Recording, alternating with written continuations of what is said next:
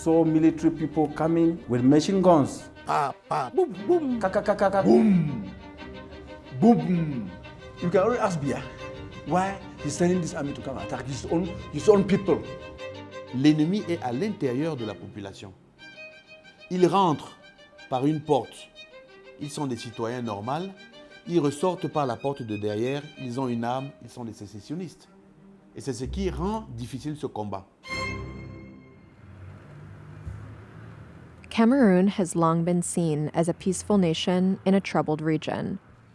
The country has lived in relative harmony, even as Cameroon's army fights Boko Haram in the far north region, with support from the U.S. military.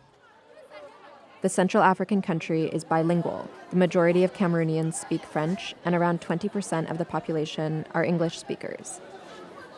But the English-speaking minority has long complained they are treated as second-class citizens. In late 2016, their struggle for equal rights turned violent. Now, the country is on the brink of civil war. Armed English speakers are fighting to break away from the French-speaking regions and create a new nation. They call it Ambazonia.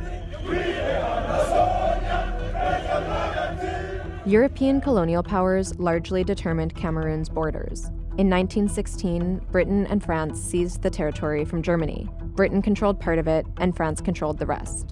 In 1960, French-speaking Cameroon won independence, and the following year, the British-controlled regions were given the option to join Cameroon or Nigeria. The southern English-speaking territory opted to join Cameroon, and a bilingual country was born.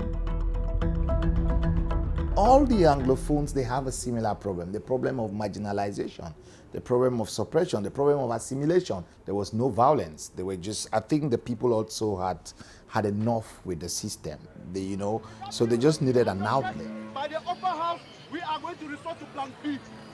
Are we right? 2 years ago, English-speaking civil servants began protesting what they have seen as forced assimilation.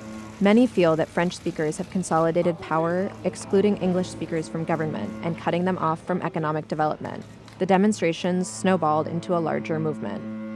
The government cracked down, jailing moderate leaders and killing some protesters. The movement now had to fall in the hands of people who were more extremists, who were more not only clamoring for the rights, but wanted independence. So that was how things just turned, to the worst. And as the violence grew, many with more moderate views were radicalized. I don't want Cameroon anymore. I want to fight for a new country. English speakers who support the cause imagine a nation where they control their own government and resources. Now, the national military finds itself fighting civilians turned armed secessionists. In Yaoundé, the capital, posters of President Paul Biya are everywhere. Biya, now in his mid-80s, has been in power since 1982. His administration's version of events is at odds with civilian accounts of what's happening in the English-speaking regions. L'immense majorité de nos compatriotes du Nord-Ouest et du Sud-Ouest sont des otages de séparation. Est-ce que vous savez, madame, ici, si vous avez 1000 personnes, une seule personne avec son Kalachnikov peut imposer son diktat à 1000 personnes qui se trouvent ici non armées. The secessionists, often called the Amba Boys, are mostly young men, fighting in the bush, often with little more than hunting rifles and spears. Since the violence broke out, many English speakers have accused the military of committing human rights abuses against civilians. Instead of targeting separatists, they claim the military is burning down villages and killing innocent people indiscriminately.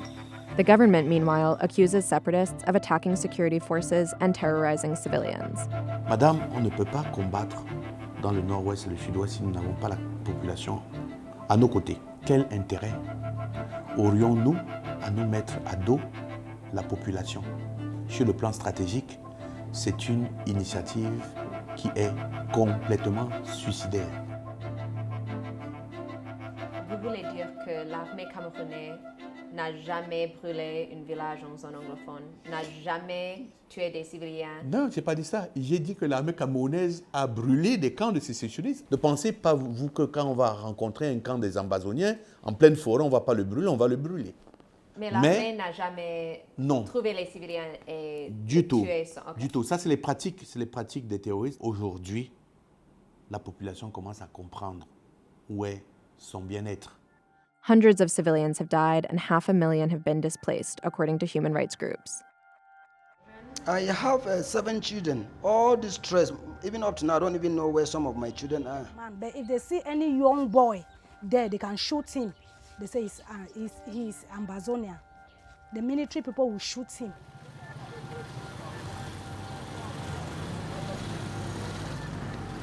The Washington Post visited Douala, a major port city near the southwest English-speaking region. Displaced people there described when the national military came to their villages. So I saw two armies 100 meters away from me on both sides. And then some were coming from my left, some from the right. So I ran from there to the backyard. Fortunately, there was a hole there. So I stayed in the hole until when I came out, I saw that my house was burnt. I said, if they meet me, okay. If they kill me, okay, I will die. There was serious shooting at that around 6:30. Those Amber boys, their own gun was shot, bah, bah, bah, bah. Then the military own, you just hear, bah, bah, bah, bah, bah, bah, bah, boom. That is a military gun. It was so serious. The shooting was almost for 4 hours. Nobody going outside. We were just sitting in the square where some people were selling, were drinking. So they came and they just surprised people. We were arrested, so they asked us to lie down. We were beaten. They asked us to lie down. As we were lying, the lady complained she can't lie, she is pregnant. That's where she was shot dead. Members of Cameroon's Rapid Intervention Battalion, also known as BIR, received training and support from around 300 U.S. troops in the country's far north region, where the military is fighting a separate battle against Boko Haram militants. U.S. officials insist they are taking measures to ensure training and equipment intended for counterterrorism are not being used in the country's English-speaking regions. Some English speakers said they witnessed BIR carrying out human rights abuses in their villages. Yeah, they came in their truck and they were wearing a black vest with BIR written on it, on their chest and on their back. After Douala, the Post visited Chung. Civilians there were still living in fear of reprisal from the government.